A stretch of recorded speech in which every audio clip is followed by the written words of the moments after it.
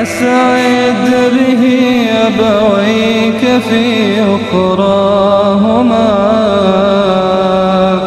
قلدهما من زينة تيجاني عطر زوايا البيت من آياته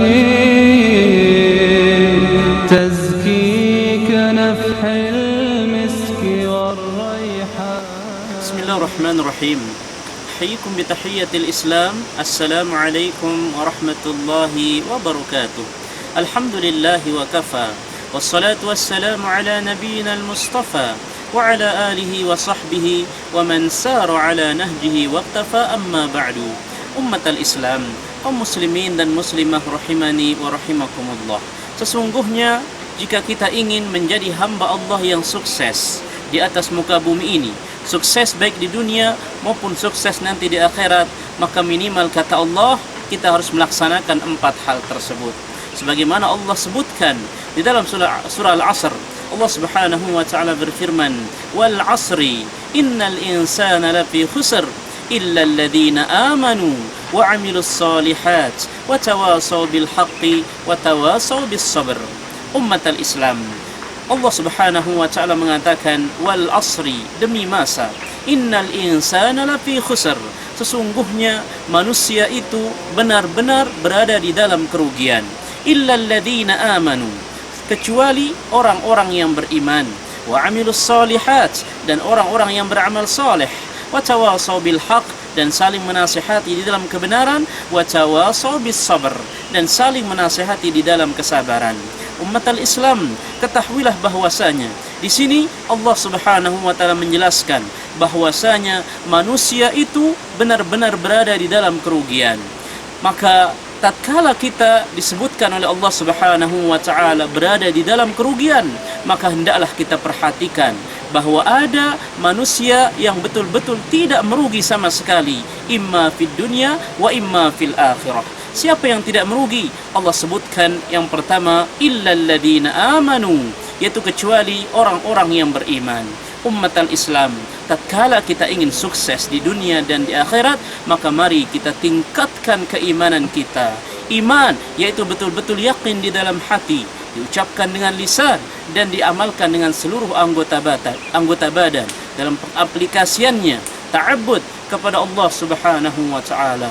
Maka inilah yang pertama, kata Allah, orang yang sukses baik di dunia maupun di akhirat adalah orang yang betul-betul meningkatkan keimanan kepada Allah Subhanahu wa taala.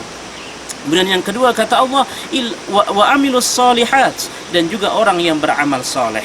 Tatkala kita betul-betul beriman kepada Allah Subhanahu wa taala, maka jangan lupa untuk beramal saleh. Apa itu amal saleh? Amalan apa yang dikatakan amal saleh? Yaitu amalan yang tatkala orang melakukannya betul-betul memenuhi 2 syarat tersebut. Syarat pertama, hendaklah dia ikhlas kepada Allah Subhanahu wa taala, dan syarat yang kedua, hendaklah dia ittiba', betul-betul mengikuti tuntunan yang sudah disyariatkan, diajarkan, dituntunkan dan dicontohkan oleh Rasulullah sallallahu alaihi wasallam. Maka inilah yang dinamakan dengan amal-amal saleh. Maka inilah yang kedua, manusia yang tidak merugi, yaitu manusia yang senantiasa beramal saleh.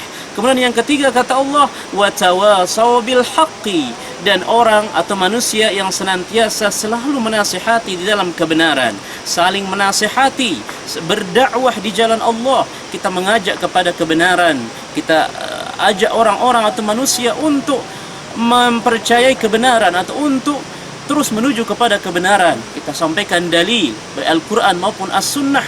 Maka inilah orang yang tidak merugi, yaitu orang yang betul-betul menasihati di dalam kebenaran, yaitu orang yang senantiasa berdakwah untuk istrinya, untuk anaknya, untuk suaminya, untuk keluarganya, atau untuk masyarakat, atau berdakwah untuk umat. Maka orang yang senantiasa berdakwah di jalan Allah, senantiasa menasihati di dalam kebenaran, maka inilah orang yang tidak akan sukses baik di dunia maupun di akhirat. Maka marilah kita bersemangat untuk saling menasihati di dalam kebenaran. Kemudian yang terakhir, orang yang sukses kata Allah di dunia dan di akhirat, yaitu watawasaw bis sabr, orang yang senantiasa menasihati di dalam kesabaran. Inilah pentingnya sabar sabar akan segala macam ujian dan cobaan di atas muka bumi ini. Tatkala kita saling menasihati dalam kesabaran dan kita sabar sesabar-sabarnya dengan sabar yang indah, sebagaimana Allah mengatakan fasbir sabran jamila, bersabarlah engkau dengan kesabaran yang indah. Itu tatkala kita ditimpa dengan ujian, dengan cobaan, dengan musibah, maka bersabarlah dengan sabar yang indah. Apa itu sabar yang indah? Sabar yang tidak disertai dengan berkeluh kesah dan tidak disertai dengan menggerutu, tapi betul-betul bersabar atas takdir dan ujian musibah yang ditimpakan oleh Allah Subhanahu wa taala. Umatul Islam, maka inilah 4 faktor jika kita ingin sukses baik di dunia maupun di akhirat, yaitu mari kita tingkatkan keimanan kita, mari kita tingkatkan amal soleh kita, mari kita terus berdakwah sampaikan kebenaran, dan juga mari kita senantiasa bersabar ya kepada Allah Subhanahu wa taala. Sabar di dalam mentaati Allah, sabar di dalam menjauhi apa yang dilarang oleh Allah, dan sabar apabila kita ditimpa musibah. Mudah-mudahan 4 hal ini mampu kita laksanakan, dan mudah-mudahan kita menjadi hamba Allah, manusia yang sukses di dunia wal akhirah. Amin ya rabbal alamin. Aqulu qawli hadha wa astaghfirullah li wa lakum. سبحانك اللهم وبحمدك أشهد أن لا إله إلا أنت أستغفرك وأتوب إليك والسلام عليكم ورحمة الله وبركاته.